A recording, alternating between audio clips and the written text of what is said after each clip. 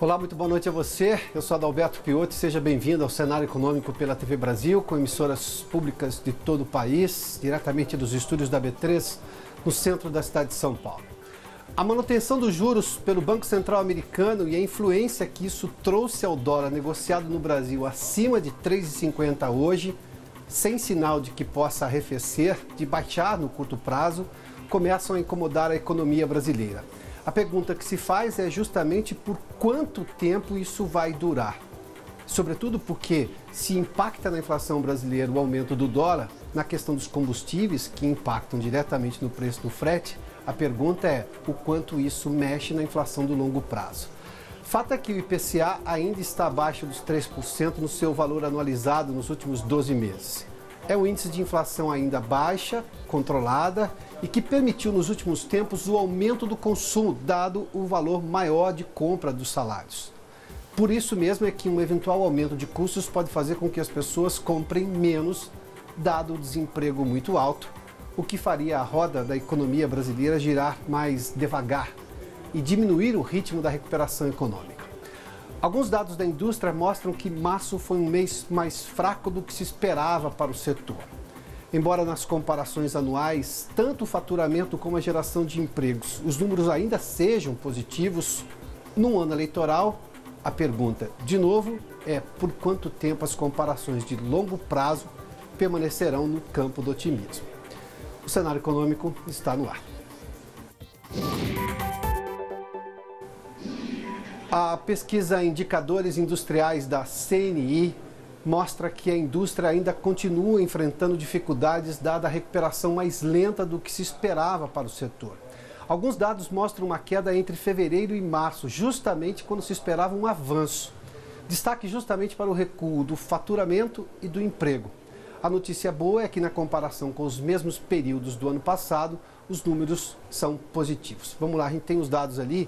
Ali a gente compara no faturamento real da indústria, em março de 2018, para comparado com fevereiro, uma queda de 2,5%. Em março de 2017 com 2018, aí nós tivemos um avanço de 1,6%. Ou seja, quando a gente pega no comparativo mês a mês, uma queda no faturamento real da indústria. Quando a gente faz a comparação com o ano passado, ou seja, mostrando a recuperação de 2017, ainda assim se tem um crescimento de 1,6% no faturamento real. No trimestre, nesse primeiro trimestre, o resultado é positivo de 6,2%. O outro dado é justamente o do emprego. Quando a gente olha para o emprego, ele também tem uma queda neste mês, mas a gente tem um número ainda positivo, ou seja, quando a gente faz uma comparação de longo prazo em relação ao ano passado, que foi exatamente o começo da recuperação. A indústria, sobretudo, só começou a gerar emprego, mais precisamente no final do primeiro semestre, começo do segundo semestre. Portanto, esse dado ainda é extremamente positivo, dada essa condição especial. Vamos lá para a gente ver os dados da indústria. Março de 2018, comparado com fevereiro, uma oscilação negativa, uma queda de 0,2%. É pequeno ainda. Sobretudo porque quando a gente vê março de 2017 com 2018, mas o crescimento também não é muito grande, é de 0,5%. No trimestre, o acúmulo do emprego também ainda é positivo, de 0,5%. Mas o dado de março sobre esse aspecto começa a preocupar justamente porque a pergunta é por quanto tempo vai se manter essa comparação, que ainda é positiva no longo prazo, mas no curto prazo é bastante ruim. No caso do faturamento, a queda de março interrompeu a sequência de 2 meses de crescimento de 0,9% cada mês, nos primeiros meses do ano. Esse foi o pior resultado em 5 meses. Na questão do emprego, esta foi a primeira queda depois de 5 meses de recuperação, quando acumulou uma alta de 1,3%. Esse é um dado extremamente importante, porque a gente fala de 5 meses, nós estamos pegando justamente o final do ano passado, que foi o período em que a indústria se aqueceu nesse aspecto do emprego. Eu tinha feito menção que a recuperação começou lentamente no final do primeiro semestre de 2017 e acabou ficando muito mais intensa, muito mais forte no segundo semestre do ano passado. com um acúmulo bem maior no final do ano, até porque tivemos contratações temporárias também. A gente tem essa queda, e aí é o detalhe de entender qual é a sazonalidade. Mas há um dado preocupante, porque março normalmente se recuperaria de qualquer sazonalidade de demissão em janeiro e fevereiro. Ou seja, já era para a indústria estar começando, digamos, a ter um aquecimento maior, porque a gente vem de um final do ano passado melhor do que era o caso de 2016, quando a gente ainda estava na recessão.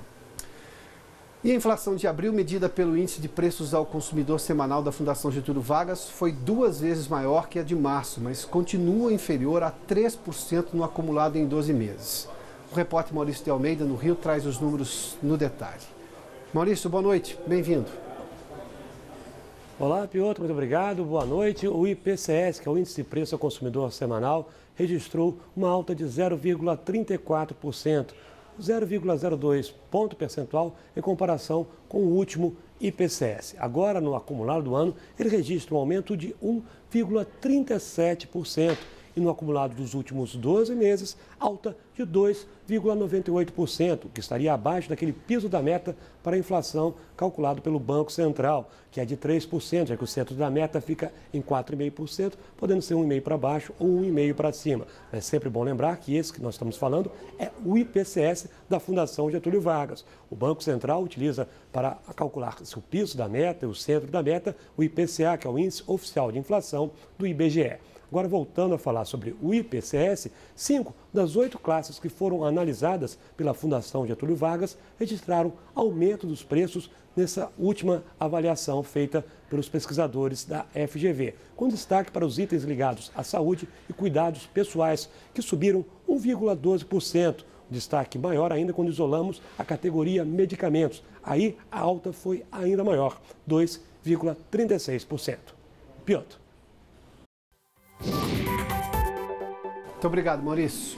Muito obrigado, Maurício. A balança comercial registrou agora, neste mês de abril, um superávit bastante importante, mesmo com uma alta exatamente que a gente viu agora em relação exatamente à questão do superávit.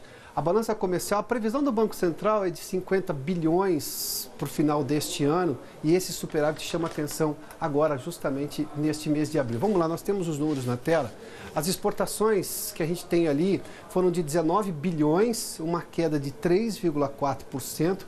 As importações chegaram a 13 bilhões e 700 milhões de dólares, ou seja, um aumento de 10,3%, ou seja, esse superávit de pouco mais de 6 bilhões ali é extremamente importante porque houve um aumento da importação. Mesmo assim, a gente ainda teve um superávit. Na estimativa do governo federal, o saldo da balança comercial para este ano é de 50 bilhões. O Banco Central faz uma estimativa um pouquinho melhor, de 56 bilhões. Vamos lá, a Vanessa Casarini tem informações em São Paulo e ela traz exatamente os dados da confiança do micro e do pequeno empresário. Vamos lá. Vanessa.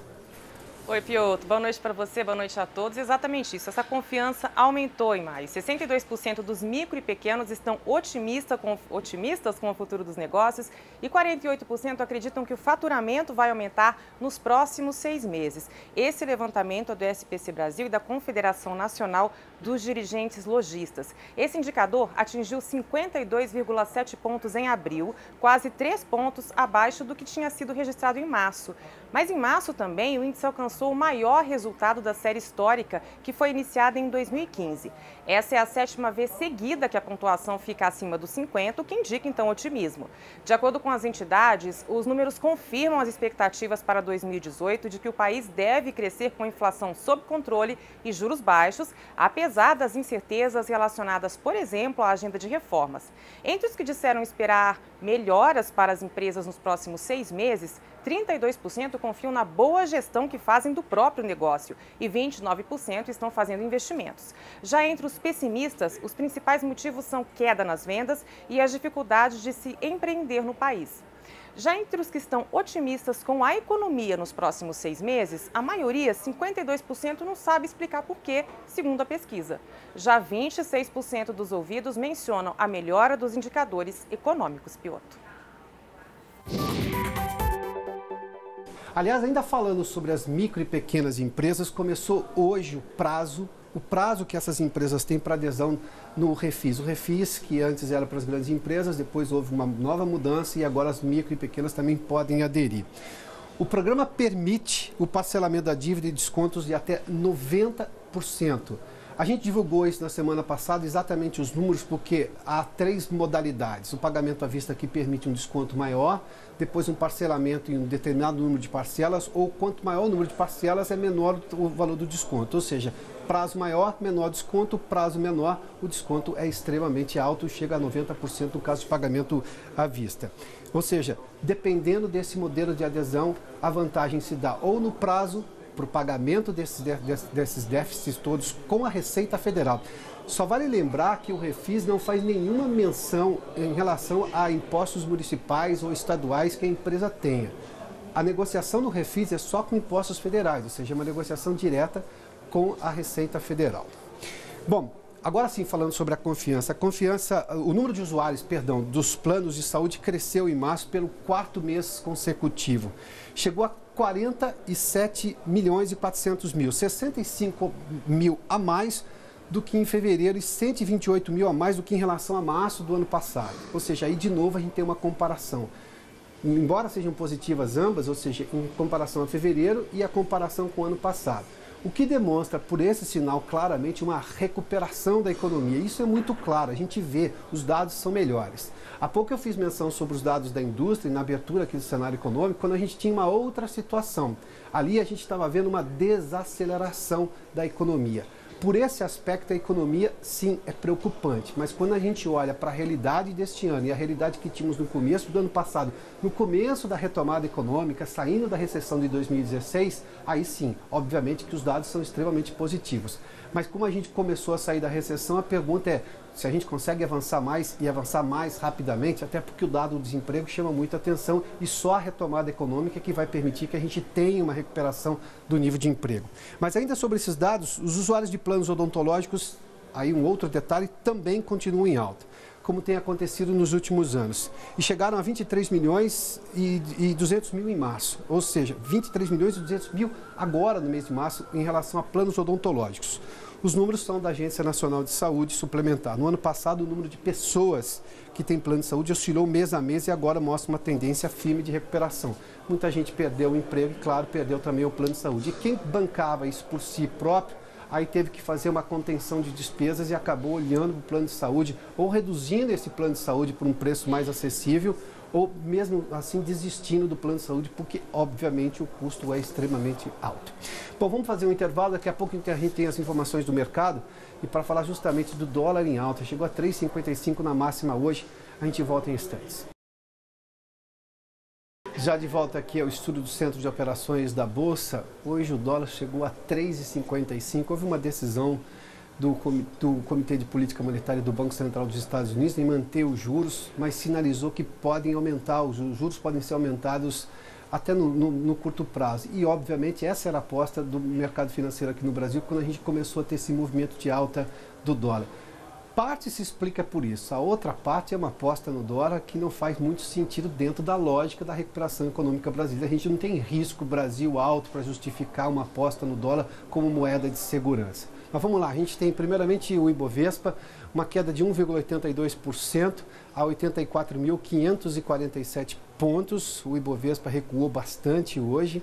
E se a gente olhar agora para o dólar comercial, esse chegou no final, a gente está falando de 3,549%. A massa foi 3,55, ou seja, uma alta de 1,3%, o dólar continua sua escalada. A pergunta que eu fiz exatamente no começo do programa hoje, e essa é exatamente a discussão, é o quanto que esse dólar alto pode impactar na inflação brasileira. O primeiro impacto é nos combustíveis, porque os preços da Petrobras são livres hoje, ou seja, a Petrobras avalia a todo momento o preço do seu petróleo, o que ela vende aqui e, evidentemente, segue os preços internacionais, como boa parte do petróleo brasileiro é comprado de fora e é comprado em dólar, ou seja, esse dólar pode impactar no preço do barril do petróleo, ou seja, nos combustíveis, que impactam no frete. O modal de transporte brasileiro é baseado, sobretudo, em rodas, a maior parte, e isso tem um consumo extremamente alto de combustíveis. Esse é o detalhe, o quanto isso pode impactar na inflação. Agora, no mês de maio, nós temos uma nova reunião do Comitê de Política Monetária do Banco Central aqui do Brasil, que vai decidir a nova taxa básica de juros, que está baixa, em 6,5%. Há uma estimativa de que recue em 0,25%, mas esses dados todos podem influenciar na decisão dos técnicos do Copom. Bom, vamos lá, seguindo. O emplacamento de veículos 0 km no estado de São Paulo voltou a crescer no ano passado, depois de acumular quedas consecutivas desde 2013. A Vanessa Casalino tem os detalhes. Vanessa. Piotr, foi um aumento de 8,4% na comparação com 2016, totalizando mais de 760 mil unidades, de acordo com o Detran de São Paulo. Automóveis, caminhões e reboques tiveram as altas mais expressivas. Só na capital, os emplacamentos subiram 8,7% no ano passado. A Anfave, a Associação Nacional dos Fabricantes de Veículos, atribui os números à retomada do crescimento da economia. De acordo com a associação, no ano passado, o Brasil registrou alta de mais de 25% na produção de veículos. Um desempenho que pôs fim a 4 anos de quedas, influenciado pelo recuo do desemprego e das taxas de juros, o que facilita a compra de veículos novos por meio do crédito, Piotr. Muito obrigado, Vanessa. Qual o nível de automação do mercado brasileiro? É uma pergunta complicada, mas que a Associação Brasileira de Automação buscou responder com uma pesquisa inédita no mundo. De acordo com o Índice de Automação das Empresas, nós estamos falando agora só das empresas, atingiu no ano passado 0,22 numa escala que vai, obviamente, de 0 a 1, ou seja, 0,22 de 0 a 1. Já o Índice de Automação das pessoas, ou seja, dos consumidores, é de 0,17, um pouquinho mais baixo, a escala permanece a mesma, de 0,1.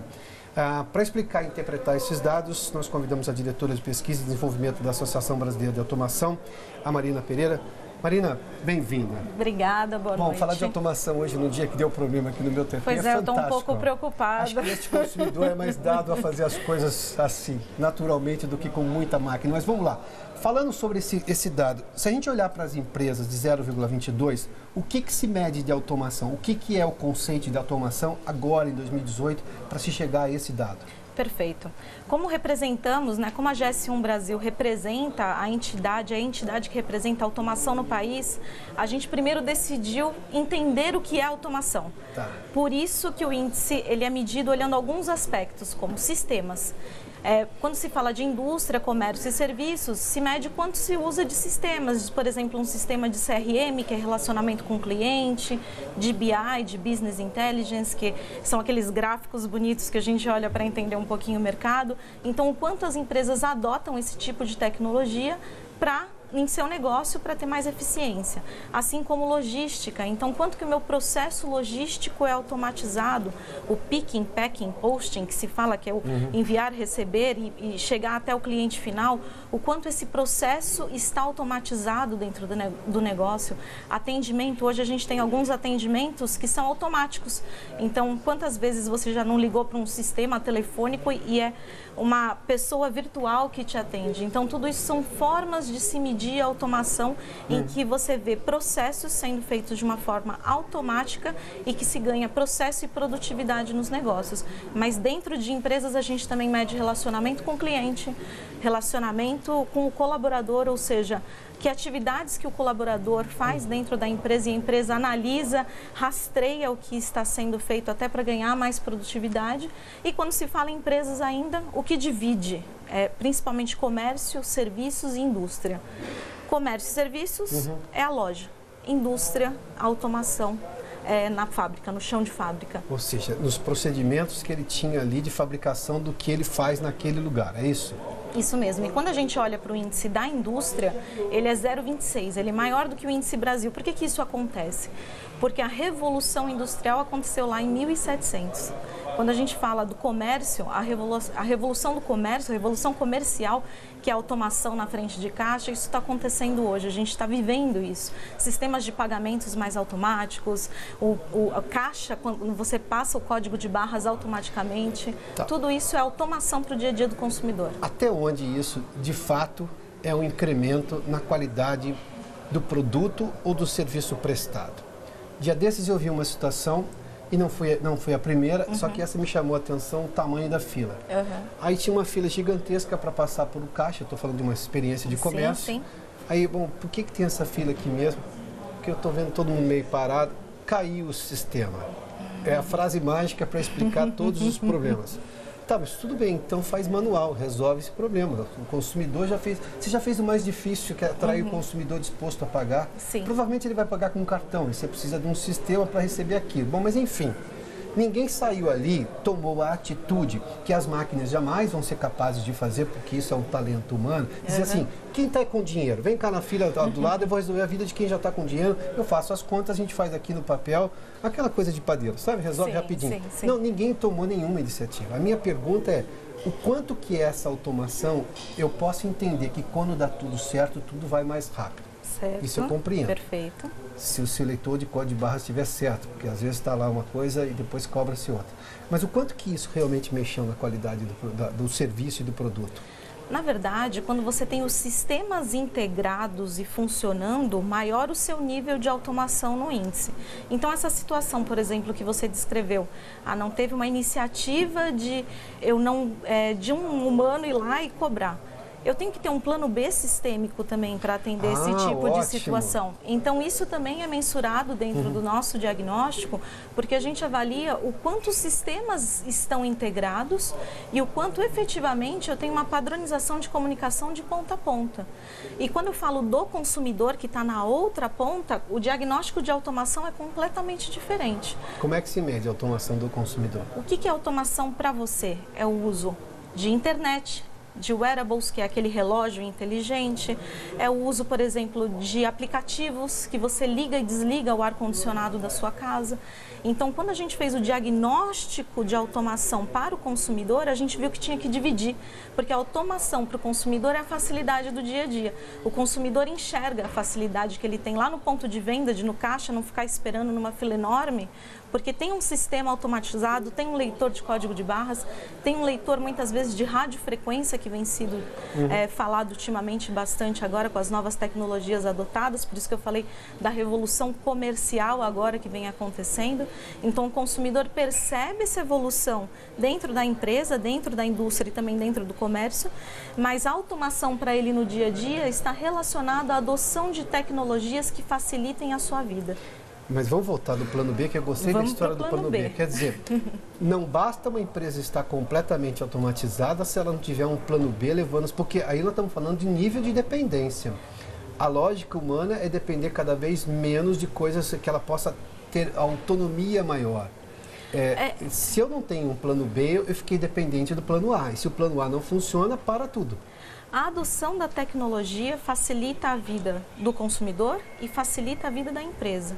Quando você consegue ter sistemas, uso de sistemas como a gente mede no diagnóstico de automação, que são integrados de ponta a ponta, o resultado, produtividade e eficiência para o seu negócio vai ser muito maior. Quando eu digo de um plano B, é que você consegue ter meios de atender o seu cliente sem ele perceber que esse tipo de erro vem acontecendo ou está acontecendo, porque erros acontecem, tecnologia é passível de erro. Claro. Mas se ele tem um sistema muito bem integrado, se ele consegue pegar o papel, ler e fazer o negócio bem feito, como você fez um pouco antes. É a mesma coisa no varejo, é a mesma coisa na indústria.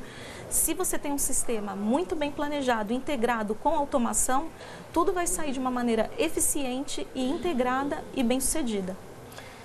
Isso. Agora, as empresas, esse plano B entra no cálculo de automação da empresa, é isso? Se elas... A gente mede, por exemplo, dentro de sistemas, se ele tem um sistema de relacionamento com o cliente, que eu falei, o CRM. Tá. Esse sistema está integrado com o seu ponto de venda, por exemplo? Por que é essa pergunta? Você, Pioto, foi e comprou na minha loja uma caneta. Você voltou no outro dia... Eu vou, de repente, já conheço você, porque eu tenho sua informação dentro do meu sistema e te ofereço uma promoção relacionada àquilo que você gosta. Eu sei que você gosta de comprar caneta. Então, talvez eu te ofereça uma de outra cor, porque isso vai ajudar no seu negócio, porque isso vai ajudar a você converter isso em venda. Então, conhecer o cliente é fundamental. Isso é feito através de sistema. Que nem você falou, lembra da caderneta lá atrás? Um sistema de CRM, por exemplo, é isso. Você tem uma caderneta lá do passado com informações de milhões de clientes e você consegue ser mais direcionado no atendimento a ele. Isso traz uma automação para o negócio, porque eu posso oferecer ofertas direcionadas para você. Se de repente o sistema do caixa não está funcionando e você é um cliente frequente meu, eu posso te dar uma alternativa de você fazer um check-out no celular, como a gente já tem algumas empresas fazendo isso. Então, tudo vem de integração, aplicação de automação de ponta a ponta. E o índice, ele é um diagnóstico disso, ele vê o quanto as empresas estão preparadas e estão adotando. Há pouco até você me perguntou, 0,22 é muito ou é pouco? 0,22 são os primeiros passos que o Brasil está dando. Imagina que a gente hoje tem aproximadamente 20 milhões de empresas no país. A gente mede a automação, é uma amostra que representa pelo menos o comércio, serviço e indústria. A gente está falando aí aproximadamente 16 milhões. Então a gente está caminhando, a gente já está 25% do caminho aí para uma automação efetiva no país. Marina, obrigado. Muito obrigada. Pela gentileza uma vez mais. O Cenário Econômico termina aqui. Obrigado pela sua companhia, pela audiência. Amanhã, quinta-feira, a gente está de volta. Até lá.